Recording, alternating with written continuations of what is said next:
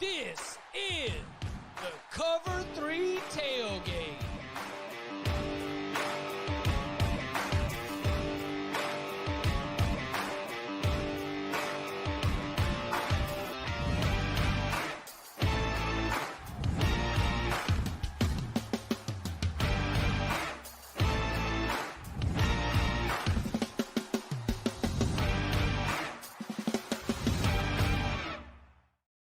And welcome back to the Cover 3 podcast here on CBS Sports. That's Tom Fornelli. That's Bud Elliott. I'm Chip Patterson coming to you live at youtube.com/cover3 and everywhere you get your podcasts on demand.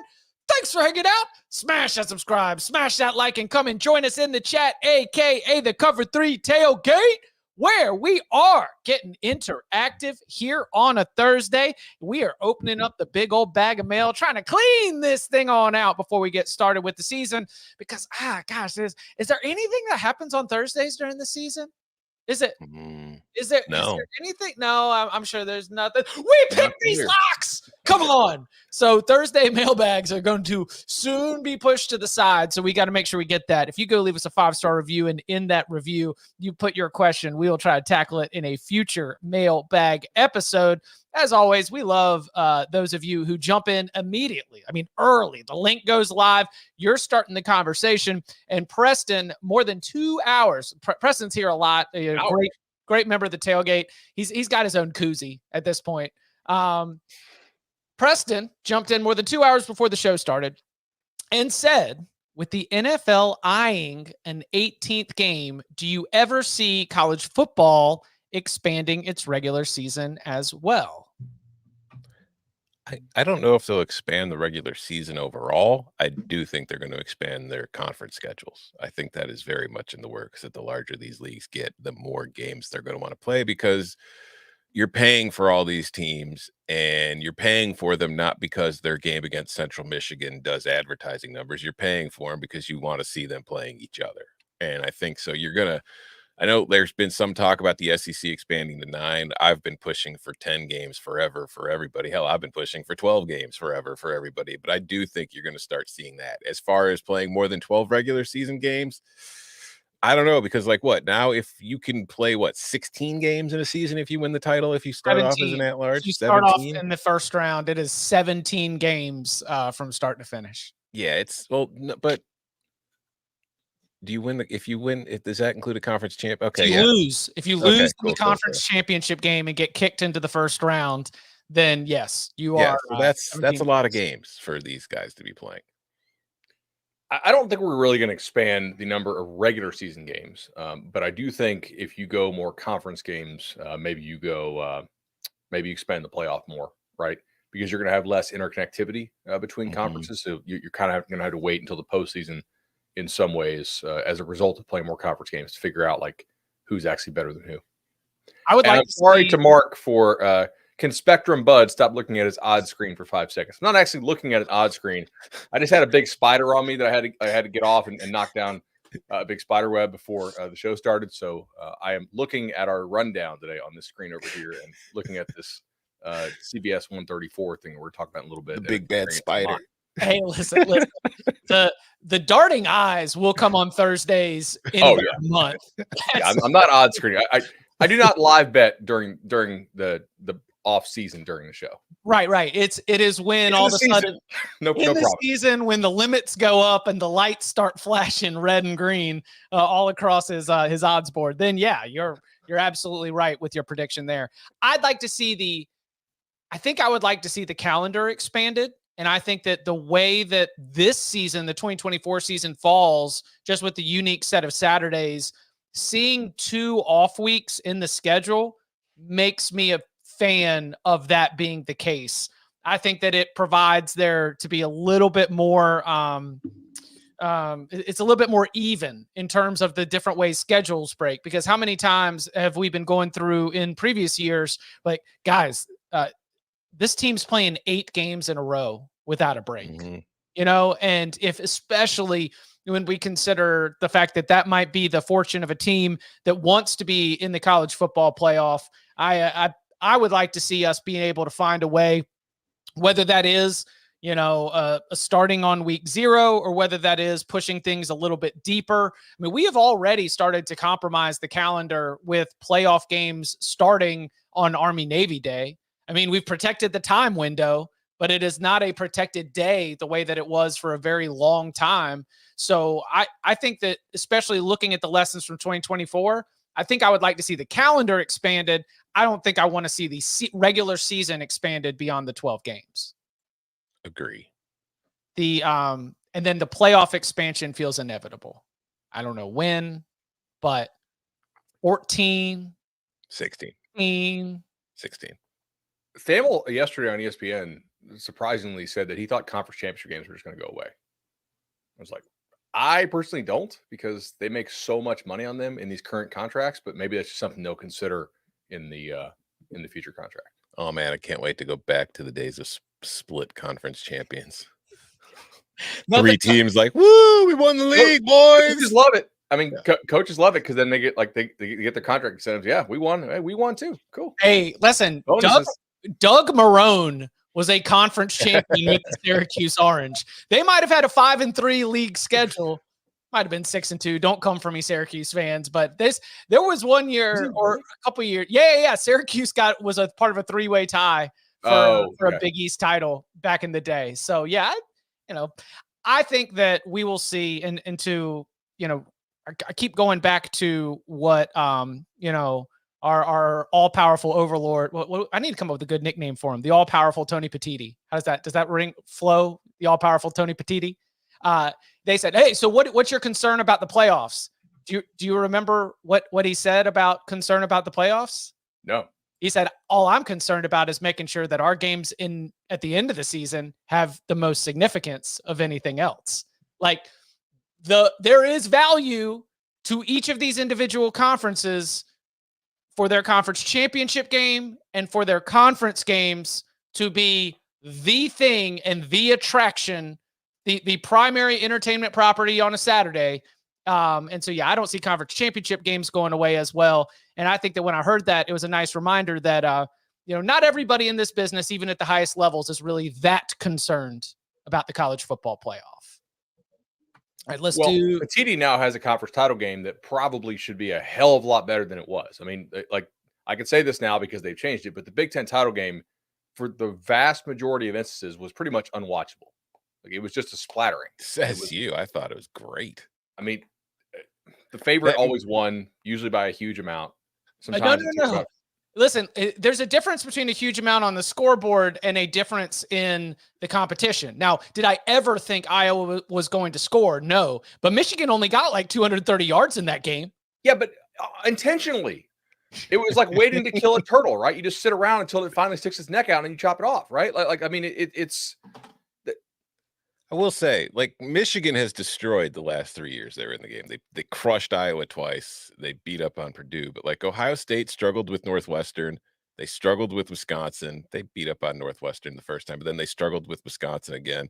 Penn State, Wisconsin was a 7-point game. Michigan State, Iowa was a 3-point game. And then, of course, there was the 59-0 beatdown of Wisconsin by the Buckeyes in 2014. Michigan State, Iowa was good. And that game had stakes, because wasn't that the year that Iowa was like 12-0 going into that game? The winner of that game was going in the playoff. Yeah. And the loser wasn't. And friendly reminder that this year, the Big Ten championship game will be on CBS. Right. And there you go.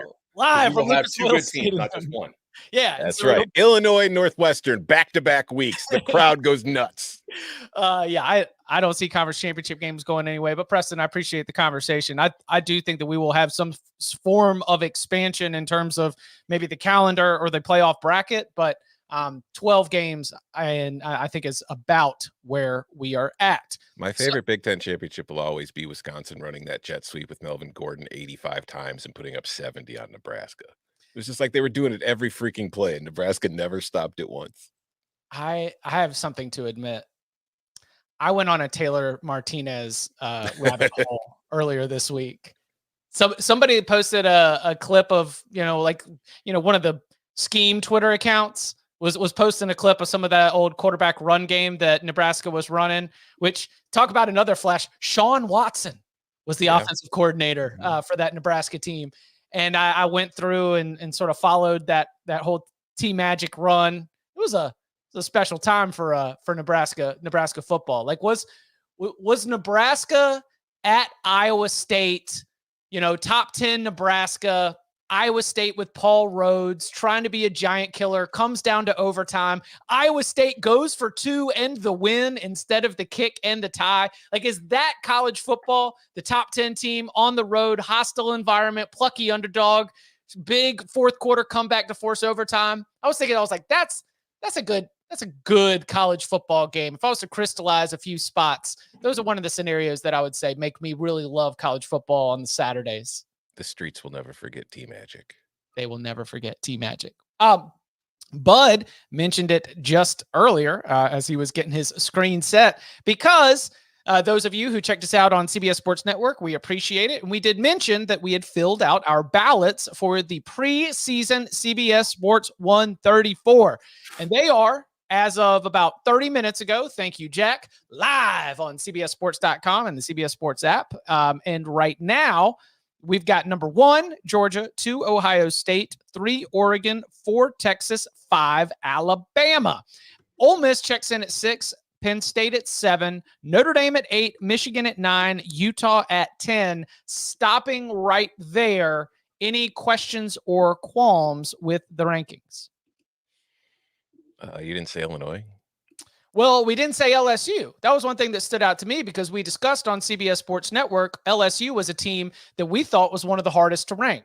That with all the turnover, with how bad they were defensively, were you going to assume that everything that we've heard about Garrett Nussmeier was going to pay off? If so, then LSU is probably a top 10 team. If I remember correctly, you had him there. I know I had him at 8. LSU not inside the top 10. Mizzou is at 11, ahead of LSU, Florida State, and Clemson. That's weird. I'm not saying it's wrong, but that's really, really, really weird to me. I think LSU is like a rational vote for LSU to me, somewhere between like 7 and 18. 18 would feel low, but I hear you. I mean, like, could they be worse than A&M? Could they be worse than Utah? Could they be worse than Kansas State? Like, I think that's possible. Maybe not super likely. Could they be worse than like Missouri, Tennessee? I mean, not Auburn probably, but like, there's a chance that defense still really sucks. Okay, like they didn't do much in the portal. They got a new coach. Cool. Your players last year weren't any good. So there's a lot of banking on that. I think all these are really, really good votes in the top 10. I mean, I'm scrolling this thing. I think everybody did a good job in the top 10. Like, there's nothing that stands out to me as too weird. I think Alabama at 5 will get pushback. Well, I get that for sure, but they also were one of the 4 best teams in the country last year. I don't know if you remember, Chip. They were deemed better than Florida State. So, sure. Ole Miss at 6. I get it, but man, I don't know. Like, I still need some proof of concept there. By the way, I'm with the consensus here on Alabama. I've got Michigan higher. I think Alabama and Michigan are kind of the next ones I grab. Like, the top 4 to me seem easy.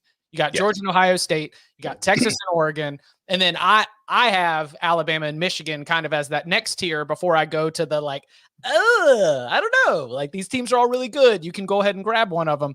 I think the reason that you like Alabama has to, number one, I think they're going to have one of the best offensive lines in the country. And I think that we have seen in flashes, like Jam Miller can be a really, really dynamic back. We know that Jalen Milroe is a good runner. And I am trusting the coaching chops of Kalen DeBoer to be able to go out there and get the most out of Jalen Milroe here in 2024. And so, add all those things together. I think there is a couple games on Alabama's schedule where they're going to need Jalen Milroe to be excellent. But I don't think they need Jalen Milroe to be excellent to go out there and beat most of the opponents on their schedule. So I still think the Crimson Tide are comfortably top 6, top 17. I do have some concerns about Alabama at some premium positions, right? Like wide receiver and safety? Pass rusher, corner, and receiver. Now, the odds probably say that some of these receivers step up, and it's not like some of the guys they lost were, amazing. But I mean, Bond and Burton are both legit NFL players, and I'll kind of believe it when I see it, because Malik Benson was one of the worst receivers in the SEC last year by the numbers. Like under 1 yard per route run is horrendous. But so far, spring and fall for Florida State, he's been really good.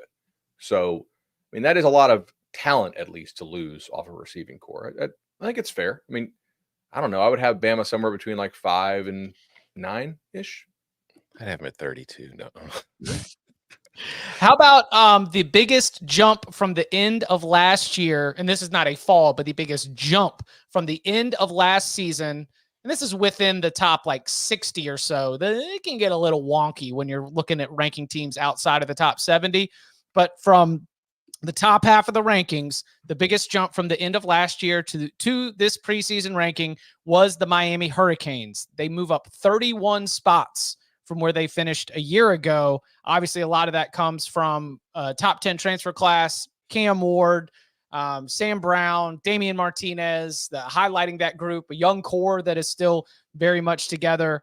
But talent has rarely been the issue. Miami at 16. Does that feel fair to you? That is like a little bit lower than I have them, I think. But yeah, the main takeaway there is, what in the hell were we doing having Miami outside the top 45? That makes them like one of the worst 25 Power 5 teams. Well, because you've got a great, that end of your ranking was just bad. Well, no, at the end of the They were season, 7 and 6. at the end of the season, you are your record. Like that's we've always talked about that. You can be best at the beginning of the year, but by the end of the season, it's most deserving. If we truly believe that you are what your record is, there's no way that they added 30 spots worth of talent. So I think intuitively, we as voters know they were better. I think preseason is different than during the season, though. All right, that's fair. Sure. I mean, obviously, you have to adjust your poll based on the results. Yeah, you're projecting more in the preseason. And you know, when we were voting after they lost to Rutgers in the bowl game. Mm-hmm. Yeah. What do you think? Miami? Now Rutgers is going to win 10 games. They're a dark horse playoff team. Miami 11 to 22 is sort of my range, where like I could just randomize and be like, yeah, that seems about right. The last time, it wasn't our poll, but Miami started the 2022 season ranked at 16 in the AP poll. They finished 5 and 7. So Miami versus expectations. Here we go again. Let's go. 20 years of ACC football. They have finished ranked in the AP top 25 6 of those 20 seasons. And they have finished in the top 10 0 times in those 20 seasons. Mm-hmm. I heard a stat from Yogi Roth that USC I gotta be butchering this. USC has 6 10-win seasons in the last 40 years. There's no way that's right? I'll check. Live research on the air. Yeah, it might be. USC, by the way, checking in at 21. That is 12 spots higher than where they were a year ago at the end of the season. Of course, 8 and 5 following the Holiday Bowl win in a very disappointing regular season. Utah made another big jump from the end of last year to this year, 22 spots up from 8 and 5 at the end of last season, number 10 in the preseason. Texas A&M makes a big jump, up 21 spots. Texas A&M, the Aggies, at number 20 in the rankings. Virginia Tech up 21 spots to number 29 following a year where they looked dead in the water in the middle of last season and then really rallied at the end of the year, showed some impressive steps forward. So the Virginia Tech buzz is not just in ACC country, but also appears to be echoing nationally with the voters of the CBS Sports 134. I just want to say, since 2002, USC has won at least 10 games in the season 12 times. Okay. So that is a butcher. Maybe they're not counting the vacated win seasons. Oh, that's if so. I don't know, but that number because I heard. Before that, it had only been like before 2002, their last 10-win season was 1988, and before 1988, it was 1979. So I'm guessing they weren't counting the Yogi's respecting the NCAA's decisions. Yogi Roth, NCAA respecter. Yeah. I was also listening on 3x speed, so like I very well could have just misheard. So 3x? Whoa, I got a lot of stuff to grind through, man. Man, how do you understand anything? I could do like, if it's a podcast I listen to regularly, I can go up to 2 times and still kind of just understand everything anybody's saying. Anything more than that, though, no. Sometimes you're almost just listening for inflection, and like if somebody pauses or says something weird, like, oh, okay, yeah, there's that kind of confirms the suspicion I had about this team. They just can't say it, because like Sometimes it's how they say things, not what they say. Ooh. It's got super ears. Super. Yeah. Goodness gracious. I can't think of a single. I don't know if I listen to any podcasts sped up. I do. I listen to most of my podcasts sped up. Just not 3.5 times. All right. Coming up on the other side, a burning question from the big old bag of mail. What is the best college football program that has not only not won a title, but not even made a title game in the BCS college football playoff era? We'll get into all that and more next. Have you heard of semaglutides? Ozempic, Mounjaro? Hartman, this could be dangerous. Let's do it. South Park, The End of Obesity. New exclusive event, now streaming. Exclusively on Paramount Plus. Back here on the Cover 3 podcast. And, oh, man, we're back in it, man. We are so excited that we are once again up for nomination in the People's Choice Podcast Awards for 2024. So we would love if you show us some love, because there is an easy opportunity. You, the listeners and the viewers, can nominate us to advance all the way to the final round in the sports category by going to podcastawards.com/app/sign up. It's really easy. You just need an email address. That is podcastawards.com/app/sign up. We will continue to give you more easy ways to find this, the more easy ways to give us support, as we are once again up for nomination in the sports category of the People's Choice Podcast Awards. Coming for it this year. Can I rip these? First of all, you need to vote for us in that. Can I rip some of these like mid-level selection? I thought our top 25 and top 35 was good, but we got UConn at 52. Yeah, I'm UConn. actually on CBS Sports HQ in the 12 o'clock hour right after this, and the producer actually sent that over and was like, so what are we doing here? Like, we broadcast some UConn games, right? And if like, mute me if I'm not supposed to. Is this a? I just don't. I'm like, I'm 70 spots different here. This. Do we have any UConn alumni who voted in this poll? Just like throwing them in their top 25. UConn, whoever, you guys need to vote for us for these podcast awards. Like, somebody's rigging this vote for UConn. That's what we need. Okay. Here's a list of teams UConn is ranked higher than: Georgia Tech, Arkansas, Colorado, Fresno, Illinois, Northwestern, BC, Oregon State, Baylor, Tulane. You know what? No, I buy it. UConn is better than all of these teams. Yeah, like UConn, who would be a 20-point dog to like Baylor on a neutral field, is yeah. As I said, I fill out a 1 through 50. You know what? I know what happened. Did not I know what Toledo happened. was at 72. No, I know what happened. UCLA is 128th. Oh. There was a formatting error. They swapped UCLA and UConn. Oh, live on air. All right. Got it. It's actually much better, I think, than although our UCLA site on 24/7 is rabid, so we do need to get this changed before we see that we have UConn. I'm texting an editor right now. Same. All right. Yeah, keep going. Let's get more questions, I think we should do that all year though as a bit. Like, Chip, let's just keep ranking UCLA 134th. Just drag them down there the entire time. UCLA is 10-0. We're like, it's all smoke and mirrors. 134. All right, come on. Let's do it, because we're actually doing quality control on the air right here. I mean, you need bonuses for this. Toledo 72, Cincinnati 73,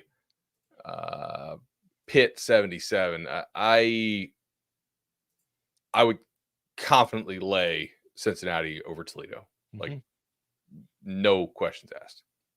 But I don't have any MAC teams in my top 85. Sure, yeah, that's fine. But I think that Toledo deserves to be. I argue this with Connolly all the time. I'm like, bro, you cannot have an American team inside the top 35.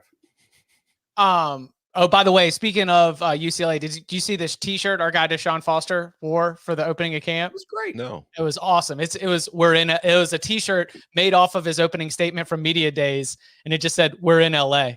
And it's a map of California with the UCLA logo where Los Angeles is. Was USC on the map too? No. But I love, and he had like this photo had him with like a big smile on. Like Make fun of yourself. Own it. It was funny. Yeah, it was very, very funny. Also, Vanderbilt would dog walk Ohio. Like Vanderbilt cannot be and I'm not just riding for Barton here. Like Vanderbilt would crush Ohio. Well, listen, we were hip to the post-spring practice exodus at Ohio that I don't think everybody is. And I'm not saying that you can only ask but so much. But I think that one will get corrected when people realize that the Ohio that takes the field in 2024 is going to be a step down. In the same way for Toledo, I think Toledo is riding on reputation with that like getting boosted, where you just imagine it's like, oh yeah, Toledo, like that's one of the best group of 5 teams. Toledo, they're going to win 10 games every single year. If you look at the MAC, it was the one G5 league last year that was probably underrated when it comes to the draft, right? Like the MAC had more top 100 picks, I think, than the other G5 leagues combined.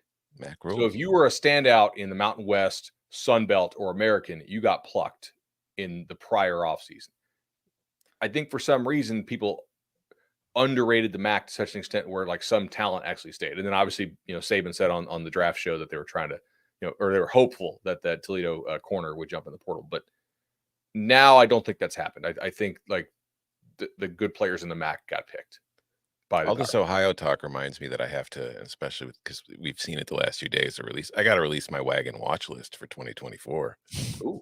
Do we have a preseason like lean on this? Yeah, it's all 134 teams. Oh, and you narrow. Everybody's on the wagon watch list. The wagon committee. Mm-hmm. All right. Yeah, we got to add wagon committee to the regular Monday show. I don't know if I could force it though. Okay, that's fine. It could be. We can cycle it in during big game breakdowns instead of a medium game breakdown. Just like a wagon watch. Okay. I'm pretty confident that we have New Mexico State too. Yeah, I don't think New Mexico State is better than a bottom 15 team. I don't know. At this point, we're nitpicking. Like they lost a ton. Yeah, we've got Charlotte at 127. I got him at 125. So I don't know what the hell's going on. Yeah. I mean, this now we're picking nits. This is quality control. We have identified an actual issue, and I found out that it has been alerted. Ops is on it right now to try and get this. Hey man, we're versatile. My favorite part of the whole thing is I don't know how many of the voters put in like all 134 teams on their preseason ballot, like I do during the season. But I just enjoy that Kennesaw State is 133 and UL Monroe is 134. So it's like the opinion of ULM is so low that they can't even be ranked ahead of the new team. You know what I mean? It's like somebody's filling out that ballot and says, nah, I'll still put ULM behind Kennesaw. I have certain rules of like where I will and will not start a team as far as like how low or high in the preseason. And I'm very tempted to break them on ULM because that is a JUCO team. Like if you look at that roster, how many of their starters were like playing at very mid-level JUCO last year? A lot. Listen, Brian Vincent has worked magic. No, I'm just kidding. I think that's a confident hire. I mean, I do, but it's just that's a hard job. I mean, Terry Bowden won at frickin' Akron and he couldn't win at ULM. Like ULM is a really hard job to win. Yeah. I will just say that having a QB named General Booty is not a great look for this roster. I'd forgotten about when General Booty and Kobe Savage took a picture together at a Kansas State Oklahoma game. They knew what they were doing. All right, let's get back into the big old bag of mail. This question says, great content as always. Summer school has been real helpful in the build towards the season. Question, since the BCS era began and the introduction of national title games, what is the best program that has yet to make a national title game? Since the BCS, what is the best program that has yet to make a national title game? Yes. I've got an answer. Do y'all? Penn State, maybe? Yeah, I would think so. Like, just going through this list here, I think they've been the most consistently good. There is a late Utah. there's a Could late be. charge for Utah, especially when you consider like Urban to win, even though Urban's time was small, but like use that as the starting point because that's a little bit later than 1998, which is the first season that has the BCS. But the consistency that's been there, even as they've moved from conference to conference, I think Penn State is the one you're going to jump on. I think Utah is the one you might overlook, but that might have a really good argument as well. Yeah, I think Penn State. Wisconsin? I think Penn State beats Wisconsin most years. I mean, there was like the Sandusky Paterno right into Bill O'Brien era got kind of ugly there for a while, but I think overall, when there hasn't been a horrific scandal involving that program, they've been a very solid team. Yeah, I would agree with that. The Bielema era, though, I mean, those are like multiple Big Ten championships in a row. But Wisconsin, like one of those conference titles was with a 9-4 record. You know what I mean? So it's like it's not like that team was going 11-1 and 10-2. They were having a lot of 9-3. Yeah, okay, that's fair. And also, Penn State spent a decent portion of this era playing in the same division as Michigan and Ohio State, and still competing near the top. The tailgate is suggesting no. Ole Miss did not make a national title game. Ole Miss has not even made a SEC championship game. Ole Miss did not even make my thought process when trying to figure out which program to pick here. Yeah, they've had a couple good years, but like they've also had a lot more bad years than those programs have had, I think. Iowa? No, because Iowa's got plenty of 8-7 win seasons sprinkled in. To not even play in a national title game, Penn State hasn't even made the playoff, and yet they've still turned in a level of consistency that if we had the 12-team playoff, they would have made it like a half dozen times. Going back to 2014. Like Oklahoma State fans, I'm sure, will chime in here since they got jobbed the one year that LSU won, which you can argue it. All right, so Oklahoma State. 1, 2, 3. They came pretty close to 1 year, though. Yeah, Oklahoma State's got a smattering of. They've got a respectable argument. Yeah, especially with the consistency. Patrick Deegan, shout out to Yogi's question earlier. USC, if you ask the NCAA. NCAA respecters say that USC is the best program that's never made it. What about Cincinnati? I don't think Cincinnati goes back far enough for us to extend this. Like, if we're talking about the beginning of the BCS, we're talking about 1998, and Cincinnati even running hot is a very new thing. Like, I remember Luke Fickell strung together one of those notes where it's like, no Cincinnati coach has won this many games in 3 years since the World War II or something bananas like that. You know, the Jeff Brom, nobody has won 17 games in 2 seasons at Purdue since Joe Tiller. You know, if you're able to pull out those kind of historical facts, I don't think we can deem you as one of the great programs of an era. See, I think we're bringing up a whole lot of really strong development programs.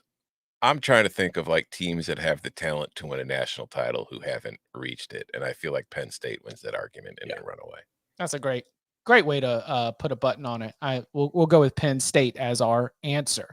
Let's jump back into the tailgate conversation rolling before we got going. Kyle says, if any, what are some downsides to a Big Ten versus Big Ten or SEC versus SEC national title game? The only downside I see is SEC fans being annoying online. That's it. Other than that, I don't know what the downside would be. Yeah, I mean, both teams who are playing in this game will, have just played 2 or 3 games before it that are really exciting or most likely, or will have shown they're dominant and we'll be excited to watch whoever these final 2 teams are face off. Yeah, or maybe like Brandon Walker thinks Mississippi State's good because Georgia beats Alabama in the title game. We've had it 3 times. Where does Mississippi State or where does Mississippi rank in education? Oh, let me check. I should look. Like my wife's from Louisiana, and she's like, "Thank God for Mississippi." What, to make them look good? Yeah. Oh yeah. I'm guessing they're going to be like top 50-ish. Let's see. Top 50 sounds about right. Yeah. I know that this is not the popular or consensus opinion, but by the time we get to that game, the season has been so long.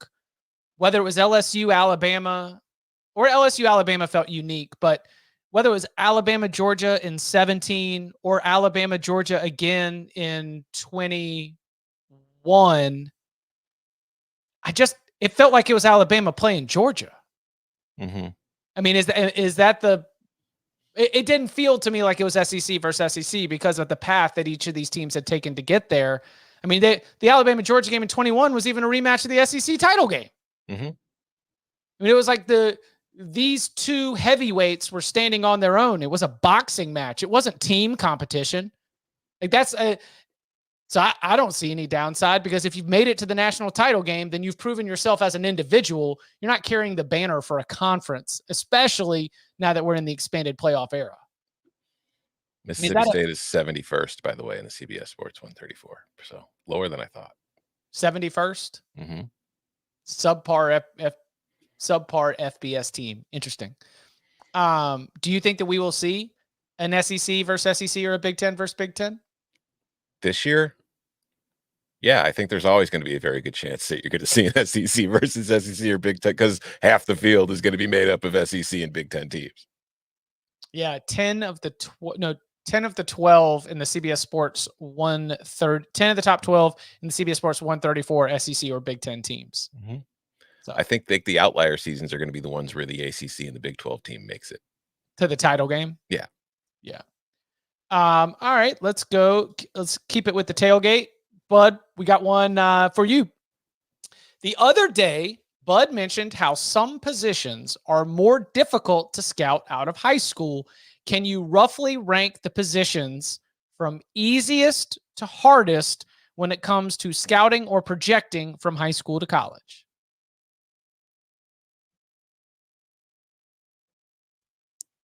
Well, the mute button is the hardest to project. You just never know. Golly. I was going to see how long we would let it go. All right. Hardest is tight end. There's basically no correlation between being a highly rated tight end and being a good draft pick. Like, it's just total. It's not totally coin flipping, but like it's so much a grow late position, and you see this in the NFL where it's like, oh, wow, the best tight end in the NFL, like, didn't do a damn thing in college. And all of a sudden, he's 29 and he kind of hits his stride. So tight end, I think, is definitely the hardest. It's if I'm doing like a positional weighted formula for assessing your recruiting class, I'm giving you almost no weight for signing a top rated tight end. Personally, I know there are guys I work with who disagree with this, but maybe at some point, like, tight ends will track their recruiting ratings better. But I just don't think, because it's just, I mean, you basically need to project like some wide receiver to gain 45 pounds, and it's very weird. I think the easiest by far is running back. Yeah. Because it translates. You can play as a freshman. It's like the skills are almost exactly the same. All right. Next easiest is probably defensive tackle. You're either a freak or you're not. So D tackle, I think, is the next easiest there. With very few exceptions, linebacker, I think, is kind of tough, to be honest, because of the different things that you're asked to do at the high school level than you are at the college level, most notably with some of the passing stuff and some of the RPO stuff.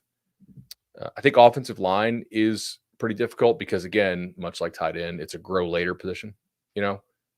I expect these big schools to be total volume shooters coming up. Just give yourself more bites at the apple with the 105 scholarship. I'm taking 3 or 4 more offensive linemen per year to see who grows in that first year of my program or not. Okay. I'm going to go receiver next. Good receivers typically hit, and you can, this sounds insane, but you can actually figure out who's going to be a good, like a hit or a bust at receiver after just 1 year in many cases. Like, there's a whole thing in college, but you got to get them there. But after 1 year, you can use like, if you don't hit certain minimum thresholds, there's a lot of guys, like I know Moxley's done like a lot of stuff on like college fantasy that he's like, yeah, you're kind of a bust if you don't hit certain. Now there's guys who will bust it, but in general, it works out. Like if you are a 4 or 5 star receiver and you don't hit certain minimum thresholds as a true freshman, you probably ain't going to hit, dude. Like what are those for, size or are those for production? Production. Like getting on the field. I think defensive end is next as far as easiest.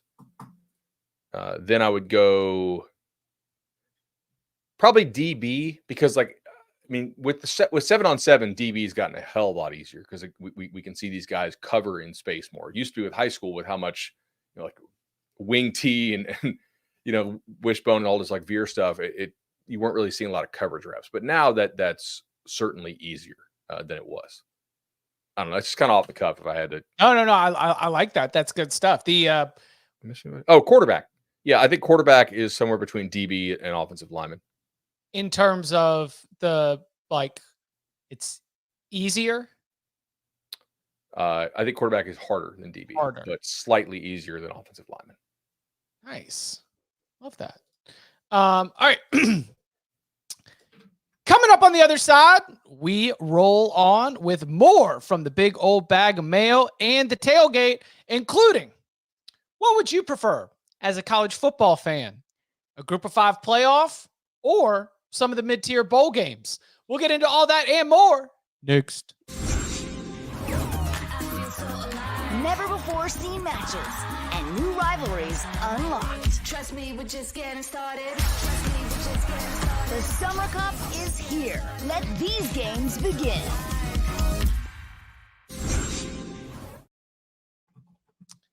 Back here on the Cover 3 podcast, going back into the big old bag of mail, where if you leave us a 5-star review and in that review, you put your question, we will tackle it in a future mailbag episode. This one comes from username King of AZ Forever. Shout out to all of our listeners in Arizona.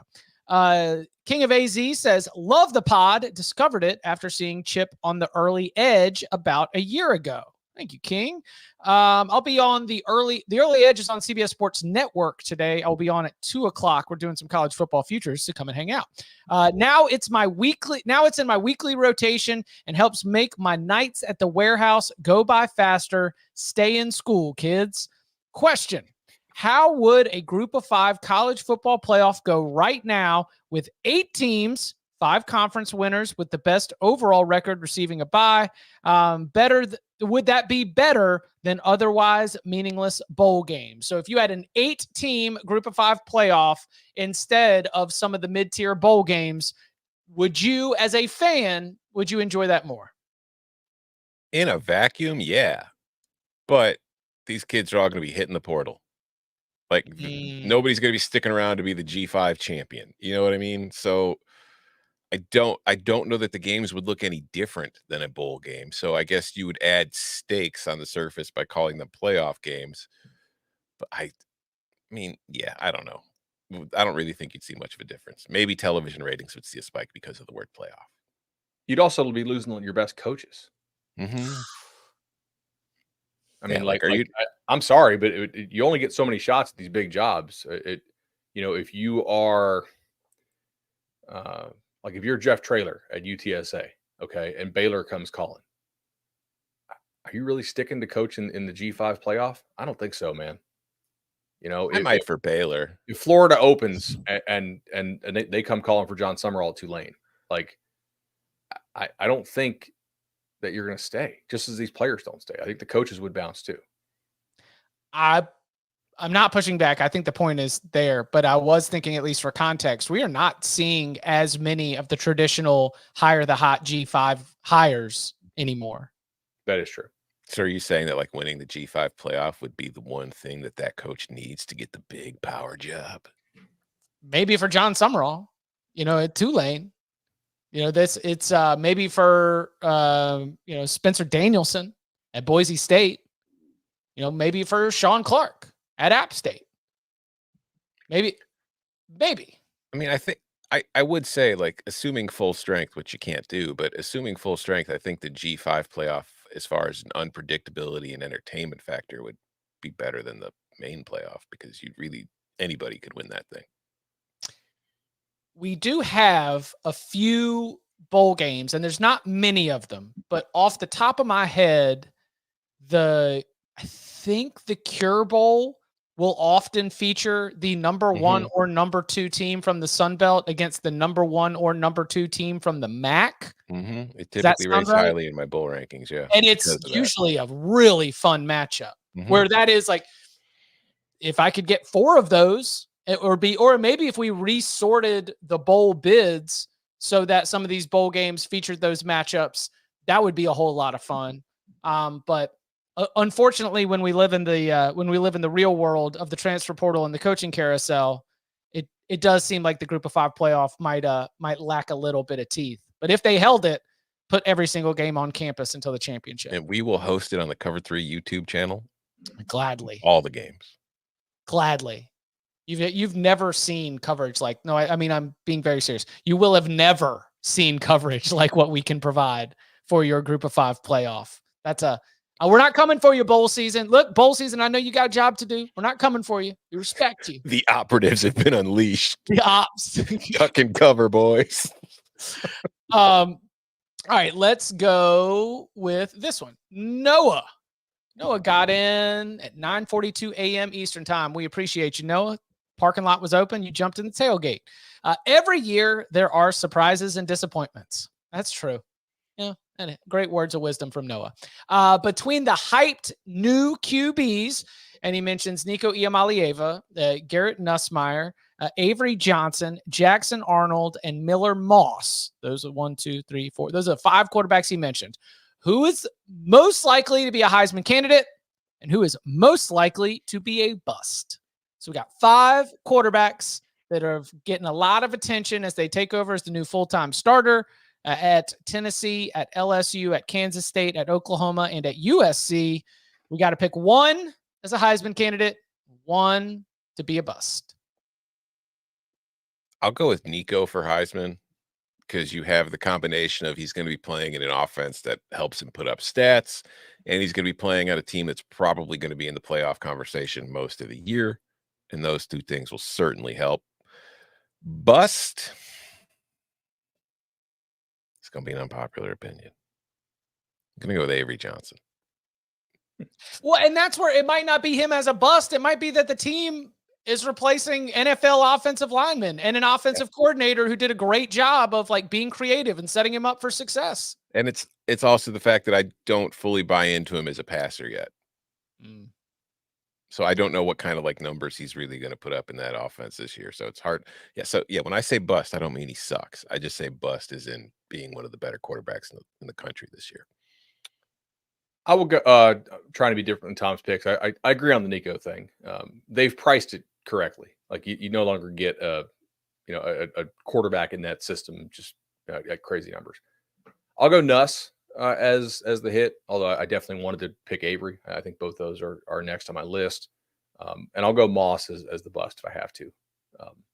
Not that really on these guys will bust. Yeah. Wow. Oh, you're the quarterback. Okay.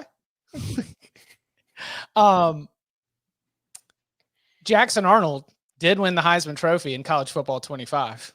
Yes. You finished the season? I just finished the season. You'd be really proud Raise of me. Your children, Chip. You'd be really proud of me. I did not play for like 3 or 4 days in a row, and it became the motivation for doing other things. And then I'd finally done all the other things, like pre-writing a bunch of those features that I had to get done for this week. And so I got them turned in early. So I feel like I'm trying to establish some healthier routines here rather than playing the game early in the week and then, having to. Shit, that's got to be in tomorrow. Yeah, exactly. But yeah, that, at the end of the season, it's giving you all the end of the year awards. Jackson Arnold won. I was like, but I'm not going to go with Arnold as the Heisman Trophy pick based on the way that the simulations or the simulated other games went for college football 25. I think that Nussmeier could, they're not going to give it to him. And this is saying Heisman candidate. Yeah. Mm-hmm. But because they're not going to go 2 LSU quarterbacks in a row. Our Heisman electorate of 800 voters across the entire country, some of them hosting from noon to 3 on 97.3 The Game, are not going to be just filling out a second LSU quarterback. But I do think that the way the offense sets up and with the arm talent, Nussmeier is absolutely the pick. And then I will say, like, not that I think there's great value in this, but I would rather bet Nuss at 25-1 for the Heisman than LSU at 10-1 for the SEC. Yeah. Like, I do not think LSU can win the SEC unless Nuss is putting up a Heisman caliber season. There's also you get more stats when you have to win games by scoring a whole bunch of points. Yeah. So that would be one right there. But I'm a sucker for the excitement, especially on August 1st, but I do think all of them are going to have pretty good seasons. I don't feel like there's any one that is going to be a total flop who gets replaced. How about that? If Nuss did win the Heisman this year, like what would the run be of like how many of the last 10 or whatever Heisman Trophy winners would have either been Lincoln Riley or LSU QBs? Because you would have you'd be taking it all the way back to Baker. Yeah. Baker, Kyler, Caleb, then Burrow, Daniels, Jaden, and then Nuss. So Nuss. like 6 in like what, 9 years? Yeah. Let's vote for somebody new this year, boys. Who do we want to vote for this year? I'm removing all LSU Tigers and USC Trojans from my Heisman ballot right now. I don't care what they do. You're off. Time for change. Okay, this is a good one. Very timely. Zach says, tailgate. With camps starting up, how much do you guys determine what reports to put stock in and what reports to be more skeptical of?